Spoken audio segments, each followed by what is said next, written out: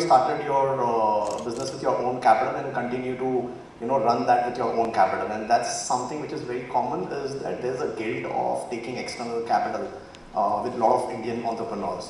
And we have seen generations where the first time probably Mr. Ambani taught everyone how to take public money investments through IPO route, and just after that we saw a lot of manufacturing companies coming up and entrepreneurs coming up. Post that, in last 10 years, what we have seen is a lot of VCs backing a lot of early stage companies, and I think that market in India has matured really well. But when it comes to the debt market, still for the early stage companies, the options are very, very limited. And more importantly, after the last Indian Companies Act coming in, there are certain restrictions when it comes to the raising of debt from non-banking organization or from individuals for the private company. But before moving to what are the options available for the debt funding or anything, I'll just coming back to what Sandeep said, that there are certain questions you need to ask yourself, and first thing you need to ask is that, are you mentally prepared to take that external capital? And more importantly, when you talk about external capital, what are you willing to give away? Are you willing to give away a partnership, or is it only the rate of interest that you are willing to give away? That is one very important point.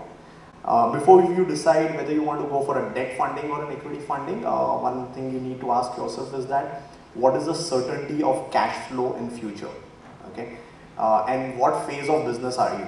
So for instance, if you are in a phase when you are developing a technology, or the gestation period is going to be really long, then equity is always a better option than the debt because then really the debt becomes a burden. And equity partner understands these things and he is willing to play for a longer tenure. So that first thing you need to ask is that, what is the business that you are in and what is the life cycle that that business is in before deciding on debt or equity.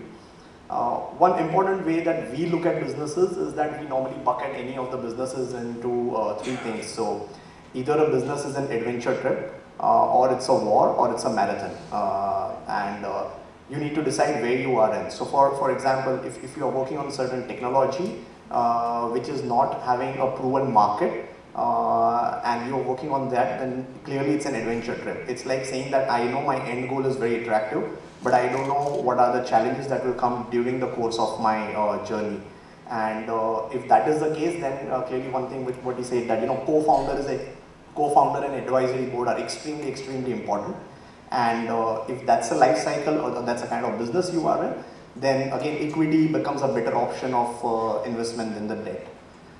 Then you come into a situation where you are actually head-on taking some businesses where you have started generating cash flows, and you're one-on-one competing with players, like if you call about Flipkart, Snapdeal and Amazon. So that's more kind of a war which you are in, and that's a stage where a lot of debt also will be available to you, and which I'll be covering, the venture debt and all those things.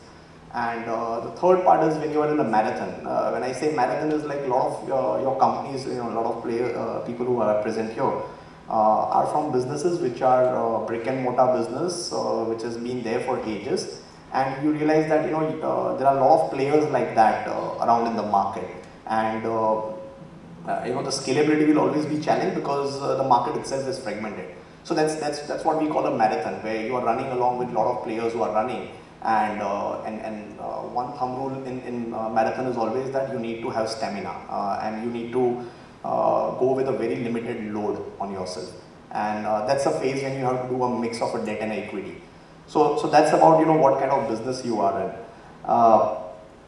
Third question you need to ask is that, what are you looking for? Is it that you're looking for only capital, or are you looking for capital plus knowledge?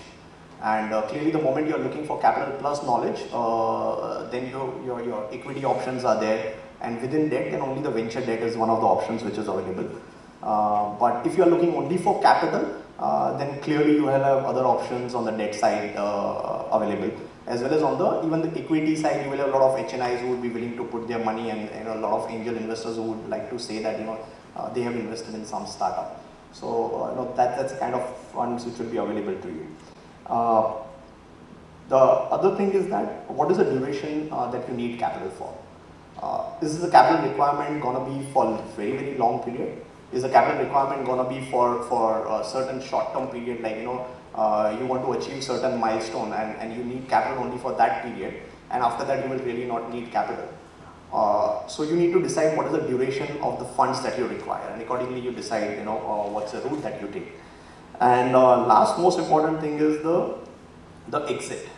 And that's the first thing you need to ask yourself. How is it that the exit you are going to give to investor, be it an equity investor or a debt investor? What is the exit route that you are going to give it to him?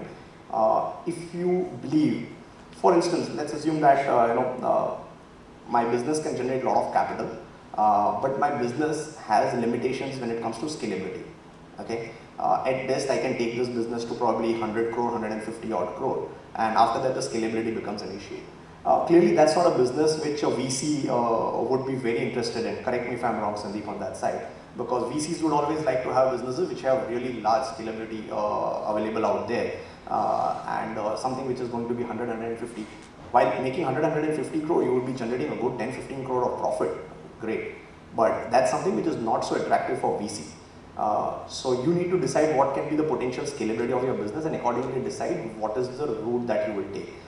Because that's a scale where you will have other options like debt, or probably on the equity side you will have options like SME listing, okay, which I'll cover in my part. One of the things on the equity side which I'll cover in my conversation.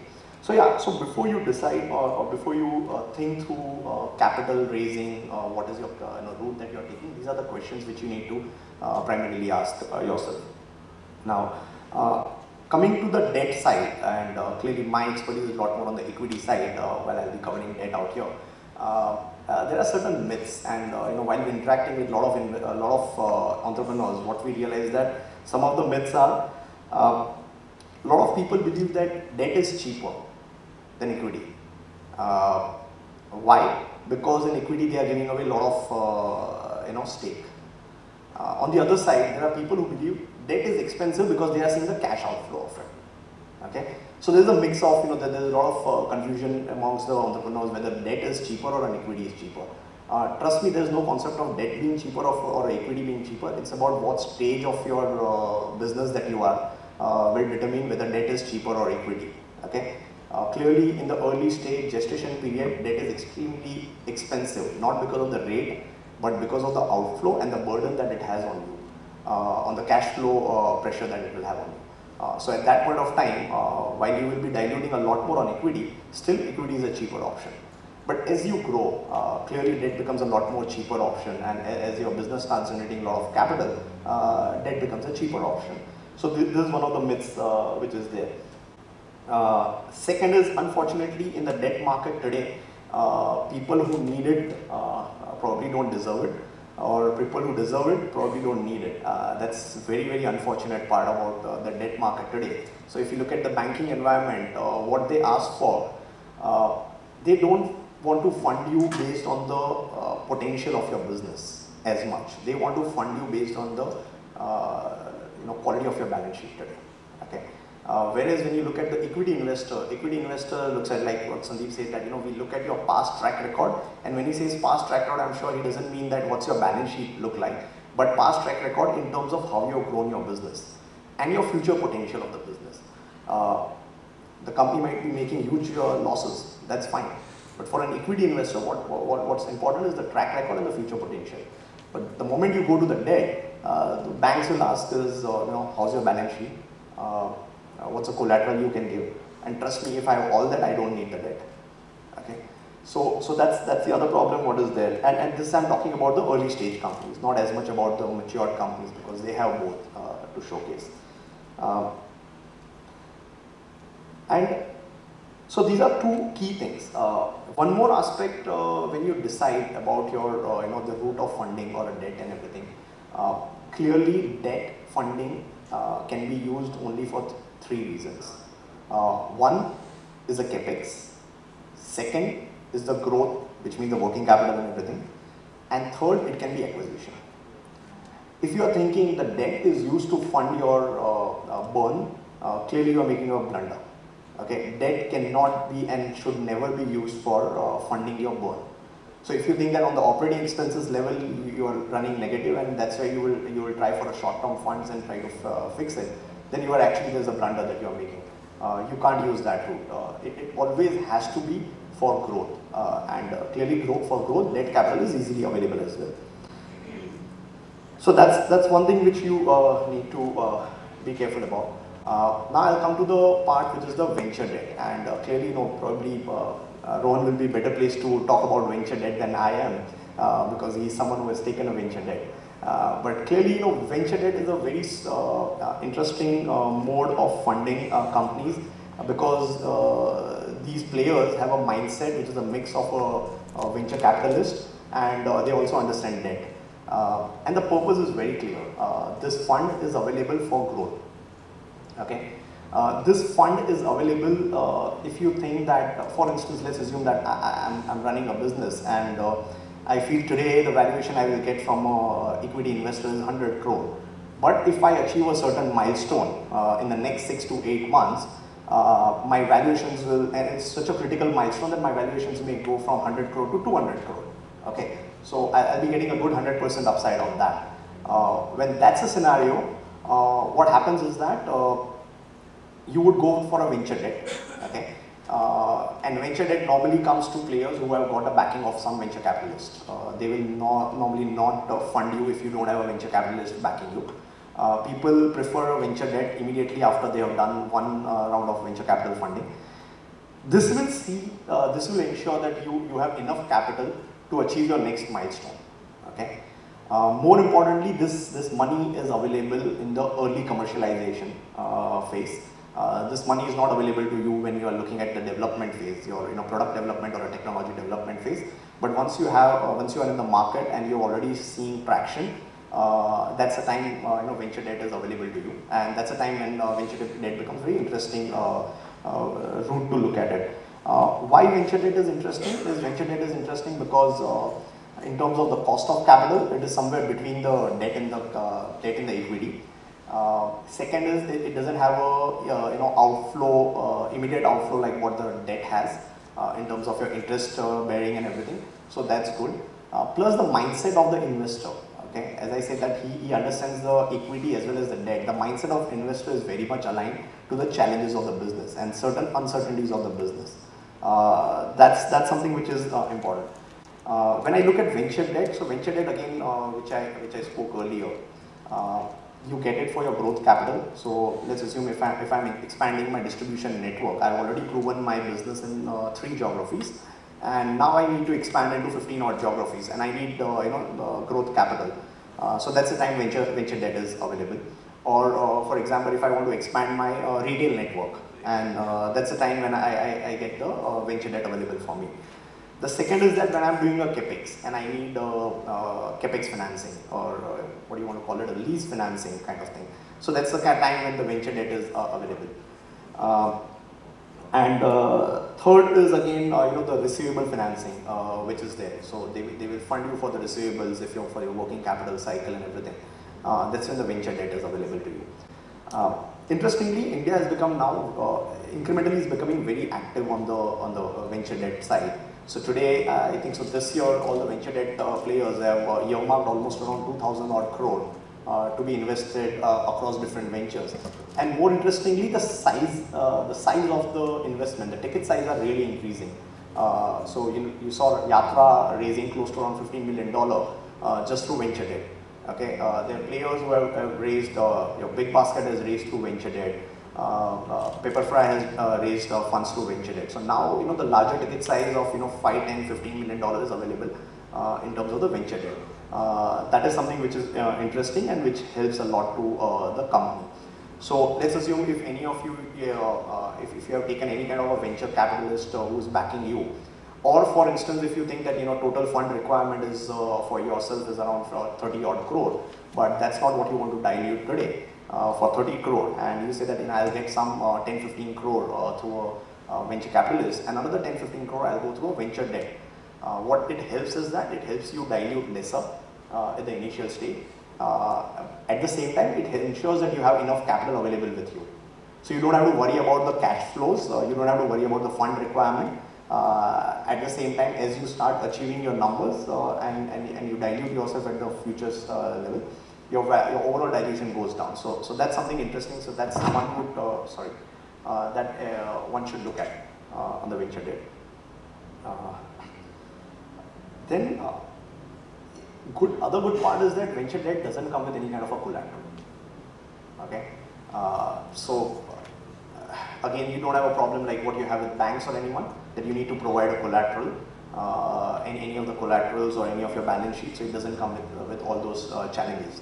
So venture debt again scores over any of the other forms of debt funding on that side.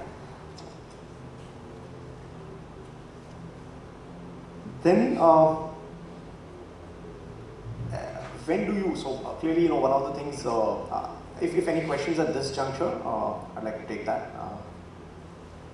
Any questions on the venture debt side? Okay, fair. So now when you move outside the, yeah, sorry. You said that there is a combination of venture capital and venture debt together to reduce the dilution, right? Yes, yes. So then what will be the exit for the venture capital?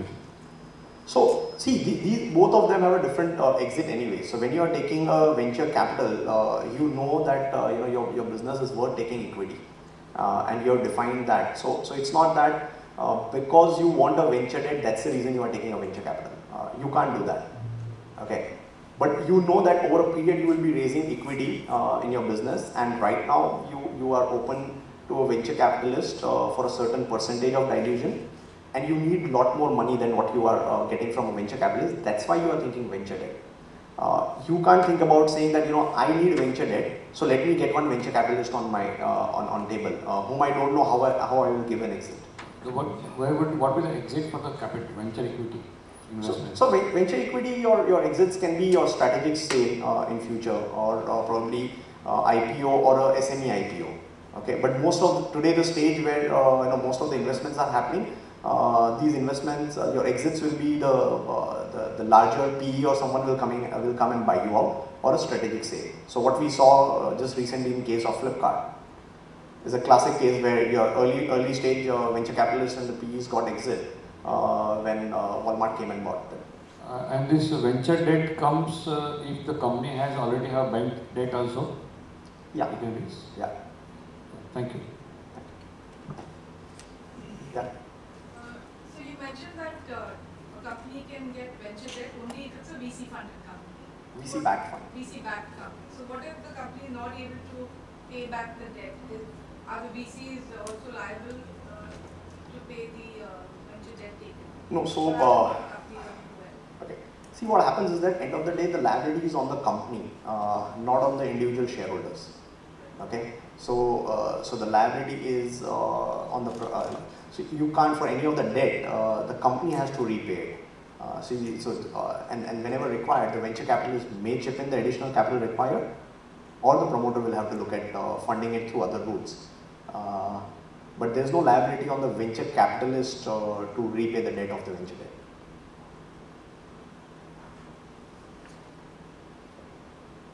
So, what makes venture debt very interesting for private limited companies is also the fact that a lot of your other options of debt raising are not open. So let's look at your company, and clearly if you are early stage, you don't have a balance sheet, so banks have already shut the doors for you. You don't have any collaterals to show, so you don't have that option. Where do you go to? High cost NBFCs. Again, if you look at most of the NBFCs in India, are willing to fund asset-backed or certain businesses. They are not willing to fund early stage companies. So the NBFC route is also not something which is available. Then you go to individual investors. There are regulations where you cannot take money from individual investors in form of debt, non-shareholders. And even if you are taking money from shareholders, there is a limitations in terms of what money that you can raise. It's limited to the net worth of your company. So there are a lot of restrictions when it comes to when you go to raise private capital in form of debt, and that's where venture debt becomes a lot more interesting. And which I start at the beginning of my this thing, which I said that equity route is a lot more matured now. The equity funding has become a lot more matured in India, vis-a-vis debt funding options. And that's where, most of you who would have taken a debt would have gone to your family, friends, relatives and taken money. How many of you have taken money from a bank? Yeah. And you would have backed a lot of assets with that? So if I'm going for a manufacturing unit or an asset heavy business, then debt is still possible because I'm taking funds against that particular mortgage of that particular asset itself. But if I'm into services business, and a lot of your startups which are in services business, they find it very difficult to raise capital from other routes. And that is what makes venture debt very interesting. And that's precisely the reason you are seeing last 2 years the action on the venture debt side increasing disproportionately. I have a question, please. Yeah. What kind of returns is a venture debt looking at? In the earlier presentation they mentioned the VC looking for 25 to 30%. So venture debt, if you look at the overall IRR expectation, will be somewhere around 17 to 18%. Ron, am I on the right this thing? Yeah. So 17 to 18%. So normally the interest rates will be around 14-15%, but there'll be some other kickers like warrants and other things. So net 17% is probably 70 to 18% is what they look at. So what they do is that when they invest, there is a significant component which will come in the form of debt, and a very small component will come in the form of warrant. Okay, which they will convert into equity at the later stage at the time, and that's where they get their IRR higher. So on the debt they will be at 14%, but because of the warrant and where they get the higher IRR of 25%, 25-30%, and that's why they make close to around 17%. Okay. But from a company point of view, what effectively you are seeing a cash outflow point of view, it's only 14%.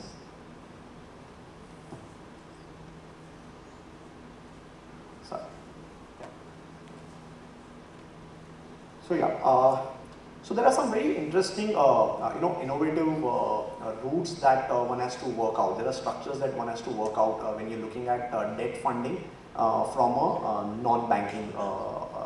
So there are a lot of HNIs who are willing to give money in form of debt, or they want to invest in form of equity, but they are not sure whether they are not able to judge the valuation because they don't have an expertise to say that this is the right valuation. They don't have expertise to do the due diligence and say that this is the right valuation. So these are the kind of HNIs. What they do is that they go with the convertible structures. Okay, so that's another structure which is available for private companies. So they will go for the convert structure whereby there will be a certain coupon, and these convert structures are normally for a duration of around 2 to 3 years. These convert structures are, either it can be a compulsory convertible debenture, so that you can work around the net worth requirement and everything, or it has to be in form of a compulsory convertible preference shares, or optionally convertible preference shares are also possible in this. In this scenario, what happens is that HNI will fund you for your business and will say that, okay, my expectations on this is somewhere around 16 to 17%. I'll take a fixed coupon of around 10% as if in the form of interest, and remaining will come in form of discount to the next round of valuation. Okay, so you'll say that let's assume that you are going to raise money from an institutional investor in next 2 years. So at the end of 2 years, I'll convert my debt into equity at a certain discount. So their discount, assumptions will be somewhere around 20-25% kind of a discount to the next round of funding. So that's one route which is available in terms of convertible structure. Convertible structure is, as I said, that from an investor point of view, it is good because he doesn't know, this HNI doesn't know how to value the company, and he doesn't have an expertise on due diligence. For the company itself, it is good because he realizes that the dilution is happening at the future round after he achieves the milestone and he is getting a large investor where the funding will happen at a higher valuation. Until then, the money is available to him at a lower coupon rate. So the cash outflow is lower for him. And within the 2 years, there is no outflow in terms of the principal repayment. So that's the other route, convertible structure. Now one has to realize that the HNI who is investing in a private limited company, he is sitting with a lot of options. He has an option either to invest in equity market, secondary market. He has options to invest in various debt products. Normally, he will compare the returns more so with the equity market returns because that's where he has got liquidity. That's where he is seeing direct returns coming in and he can exit at any point of time. So HNI will look at funding a company, and he looks at, okay, what is the kind of returns I'm getting from equity market. So we are right now, for one of our client, we are doing some interesting work where we are saying that HNI will get returns linked to the market returns, equity market returns. So this is something which is made the product very interesting for the investor. So every time, and the recent time, last 2 years when the equity market is doing extremely well, he always looks at his opportunity cost with the equity market. So we went back and told them that, okay, fine, that's your expectation, returns expectations. What we will do is that the interest will be payable at the end of the tenure. And this will be for a tenure of 3 years. 3 years, whatever the market CAGR is there, we will give you 2 to 3% higher than that. Okay. Now what happens is that there is some level of from an investor perspective, it helps him. He realizes that there is no opportunity cost now attached to it. He's getting a returns. If he would have kept in the market and Nifty, the kind of returns Nifty would have given, he would have made. And if you look at the long-term returns of Nifty, in the long run, Nifty has given a average CAGR of around 15%. So if you look at from a company point of view, actually he is giving the same 16-17% which he would ideally given to any of the debt investor. And here there are no collaterals. Again, these instruments which we are talking about, there are no collaterals. But both these instruments, you should look at it only and only if you are confident in terms of the cash flows of the business coming in next 2 years, or you are very confident that you will have a venture fund or a large equity participation coming in the future. It can't be if you are not certain about your ability to repay after 2 years, then this is again not the route that you should be taking. So, and that's a thumb rule across for the debt products, where you have to see if there is a certainty that you can repay. That's the only time you look at debt investments. So yeah, so these are the the other thing what we have realized working with a lot of the early stage companies is that people do invest a lot on asset. Okay, and that's the question we ask a lot of our clients. That what are you? Are you in the business of infrastructure or asset ownership, or are you in business of providing services? So for instance, a logistic business, warehousing business, one has to decide whether he wants to own the logistic assets or he wants to be a service provider. And the moment he says that he wants to be a service provider, clearly logistic asset is not something that he should be owning. So when you decide your business plan and you say that I'm creating an asset, remember a lot of these assets are actually depreciating assets. So they are not value creating assets. So you have to decide that, okay, fine, if I'm rather than taking an asset on my book, I will go for a lease financing on day one. Okay, and there are a lot of companies who are giving lease financing against your manufacturing setup, which are giving against your logistic, your warehousing setup, everything you get lease financing. So that's one of the options which you should be looking at. Now, on the face of it, lease financing will look to be a very expensive one, because you will calculate that, okay, they are charging 20%, 25% kind of net returns that they, that's working out 16%, and then they take the depreciation benefit and everything. Trust me, if you work out the interest cost, the depreciation cost, and the tax benefit, lease financing becomes a lot more cheaper option to look at. So that's another option. Now, when you talk about lease financing is available. So a lot of NBFCs are today, lending money against lease financing. So that's one of the routes, debt funding route that one can look at. So yeah, so when it comes to the debt route, these are very limited options today available with the early stage private limited companies. Obviously, once you become a public limited company, it becomes a lot more easier. And LP is actually better placed than private limited company when it comes to taking external capital in form of debt, because there are very, very limited restrictions when it comes to who can fund the company, whether the shareholder has to fund, so the partner has to fund. There is no such requirement. Can the partner borrow money and put into LLP? Yes, you can do that. So the flow of money is a lot more easier for a LLP vis-a-vis a private limited company. So these are very limited options when it comes to debt. So before I move to the SME side, I'll just like to take some questions on the debt if you have any. And I'll also cover a bit of the questions which you said that, rating and the rating of the company. So I'll just cover that first. When you talk about the ratings, there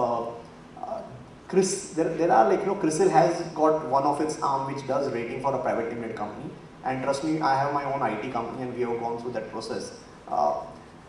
The process itself tells you that it's really not worth it. Okay. While they do the rating, they'll give you, what they're looking at is only the past financials. They hardly look at the potential, the future potential or anything about that. They will look at how your balance sheet looks. Fair enough. Even if I go to the bank is going to tell me the same thing.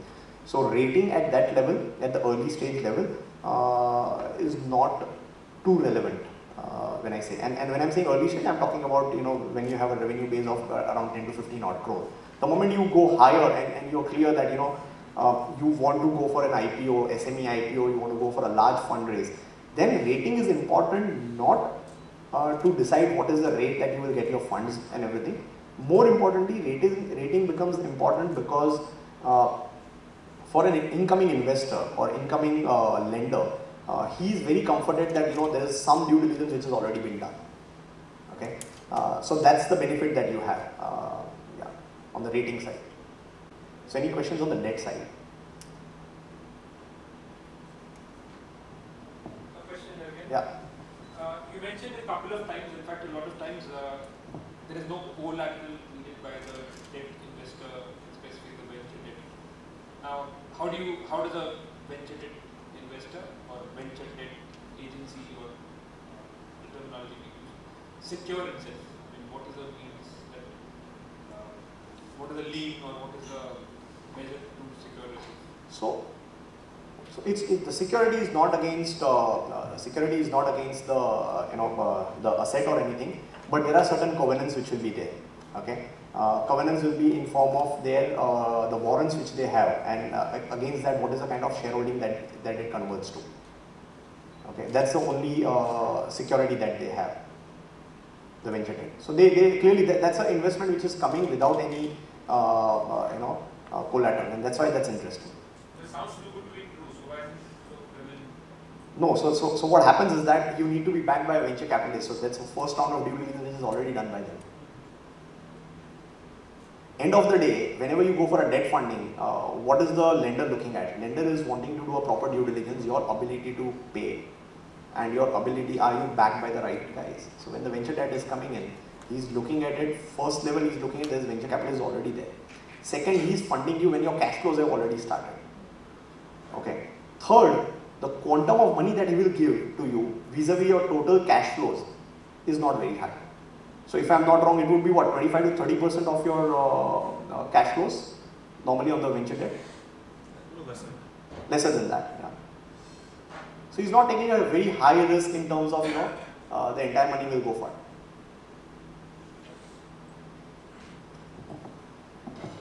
Hi, I saw a question specifically about lease financing. You mentioned that it would be cheaper than other kind of financing when you take into account interest, depreciation, and the tax benefits. Yes. So I had a question specifically about the tax benefits, just so that I can go back and research this a bit more. What kind of tax benefits will I really be looking at? No, so when I'm saying tax benefits, there's no tax benefits. I'm saying the tax calculation when you do. So when you own an asset and you look at your depreciation cost, so for instance, many of the companies who are not actually in, profit making on that particular asset, and vis-a-vis that, so if you calculate the interest cost plus the depreciation, because you are foregoing the depreciation because that's not on your books. Okay, these are two things you're foregoing. Vis-a-vis that, if you have both these expenses on your books, you will have a better tax benefit. Now vis-a-vis that, you look at the total payout that you are making as a lease finance cost, and plus the tax benefit on that, tax calculation on that. So that's a calculation. So there are no tax benefit per se. Yeah, so I'm saying the total. So whenever you are comparing these two structures, so lease financing or whether having your own asset, you add up these three things.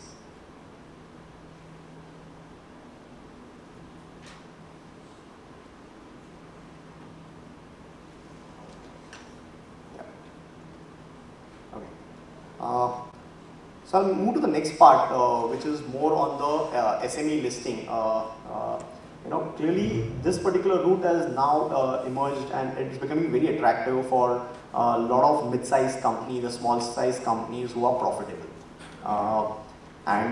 If you look at the track record, last four years odd, you have almost around 300 odd companies which have got listed on SME platform.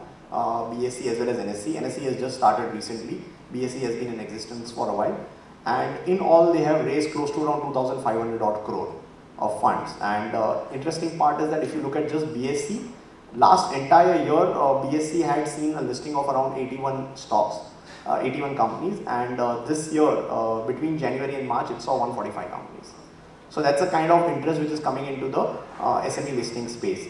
Now, there are certain criteria in SME listing. So SME listing criteria is that you need to have, you should have made profit for 2 of the last 3 years of your business.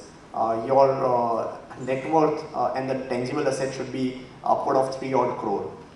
Your paid up capital in post issuance should not be more than 25 crore. At the time of SME listing, the total dilution that should happen, offering to the public that should happen, should be around 25% minimum. Why do people want to go for SME listing? While a lot of wrong reasons, where it started with a lot of wrong reasons, people use the SME platform for wrong reasons. But now clearly a lot of good companies have started looking at SME route, because within next 3 years you can look at moving to the main boards. That is one biggest advantage. And the process of moving to main boards after SME listing is a lot more simpler than actually going and listing yourself in the main boards. Okay, so if I go for an IPO directly on the NSE or on the normal exchange, then the process, the regulatory aspects and the cost involved is much higher vis-a-vis when I am on the SME platform and I am moving on to the main boards. So that is one big benefit one is looking at. Second is that a lot of people have started realizing that a traded share is also a currency. It's also a currency when you want to go and borrow funds tomorrow. Okay, so you go to the bank and one of the collaterals they agree upon is also the shares, provided they are traded. Okay, and there's a lock-in which you have in the SME listing, that 20% of the shares have to be locked in for 2 years, and the rest the lock-in is only for 1 year. But once the lock-in is out, that can be used as a currency to raise more capital, be it on the form of equity or in the form of debt. Second important point is that SME listing has also become an interesting way for an exit for your early stage investor. So be it HNI, angel investor or a VC, they can look at an exit during the SME listing phase. So that's another benefit you have on the SME listing.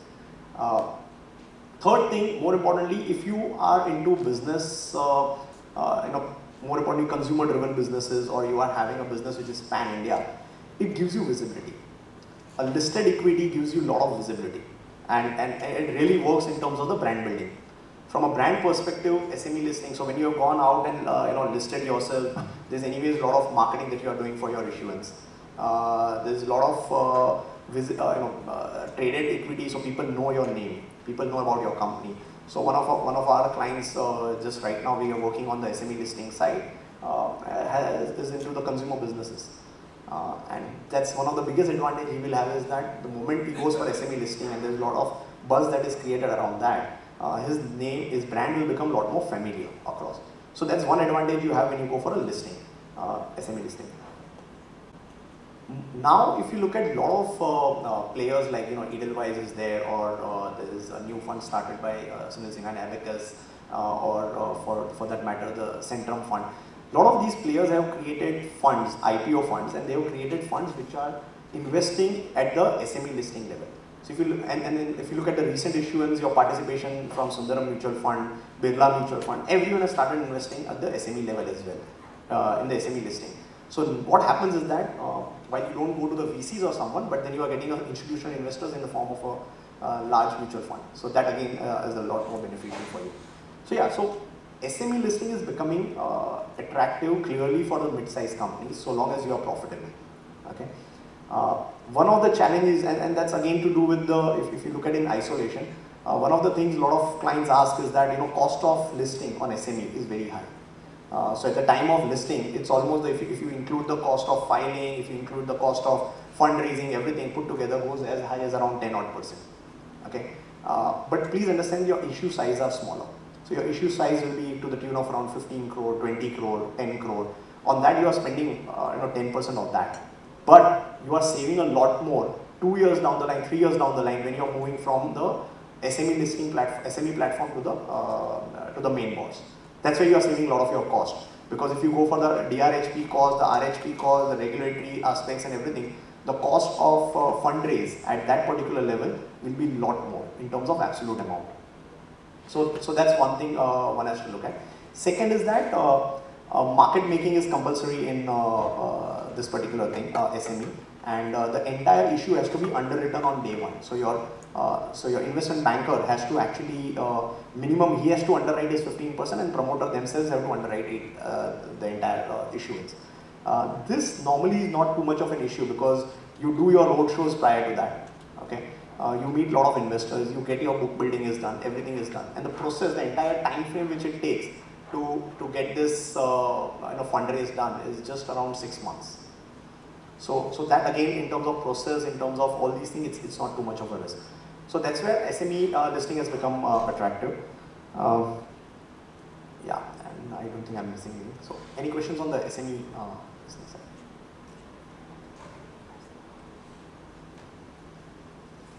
Anyone looking at SME listing or having thought about, yeah? Is there a regulatory requirement like you have for the big IPOs? So are there regulatory filings or things for the SME listings also? So there is one document which you need to file with the exchange. So that's the only document which is required, which is very, very standard document. Your past financials and everything will have to be submitted. The entire process of filing this document, making the document and filing for it will take around 2 to 3 months. That's it. And post listing? So post listing, clearly, your like in normal boards, you have to give your results every quarter. Here, what you have to do is every 6 months.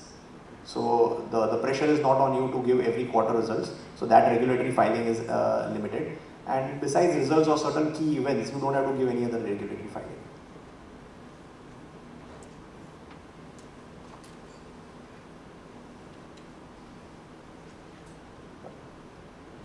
So clearly, these are the routes when you look at. So I covered both the part, which is the debt and the equity side. The other part of the equity, anyways, Sandeep had covered adequately, and Ron will be able to speak from his own experience of raising equity as well as venture debt.